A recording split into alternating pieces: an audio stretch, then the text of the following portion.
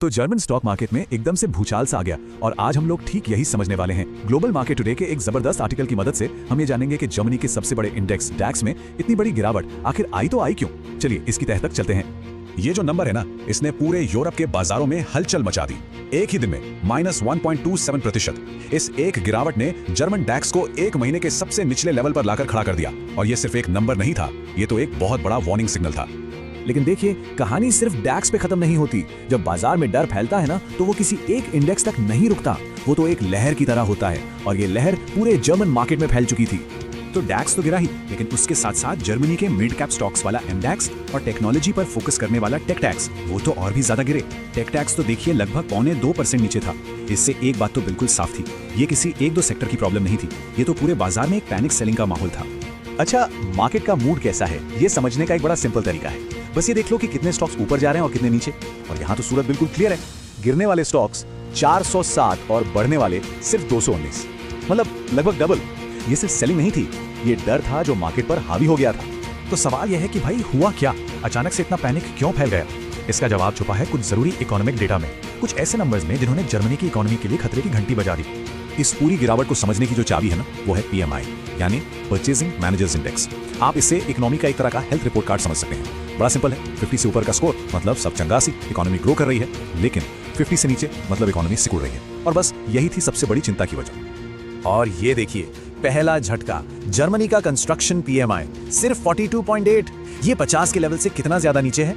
Construction sector तो किसी भी इकोनॉमी की रीढ़ की हड्डी जैसा होता है ना। और ये आंकड़ा बता रहा था कि उस रीढ़ में सीरियस प्रॉब्लम है। लेकिन कहानी यहीं खत्म नहीं हुई। जर्मनी, जो पूरी दुनिया में अपनी मैन्युफैक्चरिंग के लिए जाना जाता है, उसका मैन्युफैक्चरिंग PMI भी फिसल कर आ गया 49.6 पे। ये भी उस 50 वाले मैजिक नंबर के नीचे। तो बस इसने उस डर को कंफर्म कर दिया कि भाई प्रॉब्लम सिर्फ कंस्ट्रक्शन में नहीं है, ये तो पूरी इकोनॉमी में फैल रही है। और जब लग रहा था कि इससे बुरा और क्या होगा, तभी इंडस्ट्रियल प्रोडक्शन का डेटा आ गया, और वो भी उम्मीद से बहुत ज्यादा कमजोर। तो बस एक के बाद एक इन बुरी खबरों ने इन्वेस्टर्स के कॉन्फिडेंस को बिल्कुल हिलाकर रख दिया। अच्छा, मार्केट में जब भी ऐसी उथल पुथल होती है ना, तो कुछ बड़ी दिलचस्प कहानियां बनती हैं। कुछ स्टॉक्स तो ऐसे होते हैं जो गिरते बाजार में भी हीरो बन जाते हैं, और कुछ बड़े बड़े नाम भी जमीन पर आ जाते हैं। तो चलिए देखते हैं उस दिन के कुछ ऐसे ही हीरो और जीरो। ये देखिए, ये तस्वीर उस दिन की पूरी कहानी बता देती है। एक तरफ एक टेक कंपनी सुस मैक्रोटेक, लगभग 13% ऊपर, जबरदस्त। और दूसरी तरफ केमिकल इंडस्ट्री का एक बहुत बड़ा नाम लैंक्सिस, 12% से ज्यादा नीचे गिरकर अपने 5 साल के लोवेस्ट पॉइंट पर पहुंच गया।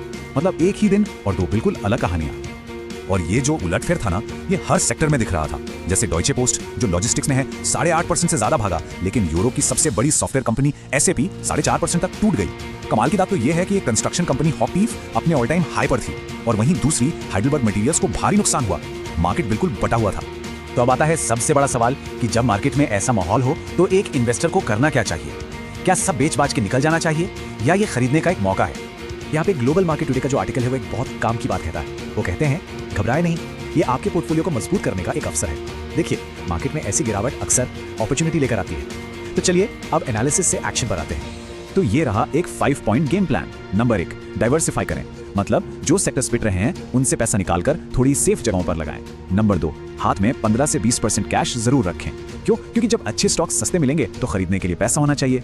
नंबर 3, गोल्ड ETF में अपनी होल्डिंग्स बढ़ाएं, क्योंकि बुरे वक्त में सोना ही काम आता है ना। नंबर 4, और ये बहुत जरूरी है, 8 से 10% का स्टॉप लॉस लगा कर रखें, ताकि नुकसान एक लिमिट में रहे।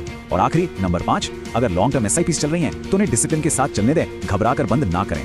याद रखिए, ये पूरा एनालिसिस और ये 5 point strategy global market today के आर्टिकल पर बेस्ड है। अगर इंडियन और ग्लोबल मार्केट्स पर ऐसा ही डीप एनालिसिस और वो भी हिंदी में चाहिए, तो उनकी वेबसाइट globalmarkettoday.in पर जरूर विजिट करें। और हाँ, उनका न्यूज़लेटर सब्सक्राइब करना ना भूलें, ताकि कोई भी इंपॉर्टेंट अपडेट मिस ना हो।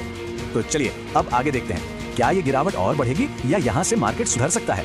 कुछ साइंस हैं जिन पर नजर रखना बहुत जरूरी है। तो अच्छी खबर यह है कि मार्केट का जो फियर इंडेक्स है, वोलेटिलिटी इंडेक्स, वो थोड़ा नीचे आया है, मतलब पैनिक थोड़ा कम हुआ है। अब सबकी नजरें अगले हफ्ते होने वाली यूरोपियन सेंट्रल बैंक की मीटिंग पर हैं। हो सकता है वहां से कुछ रिलीफ मिले, और लॉन्ग टर्म में अगर वो PMI का डेटा सुधर गया तो मार्केट में एक जबरदस्त रिबाउंड भी आ सकता है। तो आखिर में एक सवाल बचता है कि मार्केट आखिर है क्या। क्या यह सिर्फ डेटा और नंबर्स का खेल है, या फिर इंसानी जज्बातों का, डर और लालच का। मुझे लगता है इस गिरावट ने हमें दोनों की ही ताकत दिखा दी है। इस पर सोचिएगा जरूर।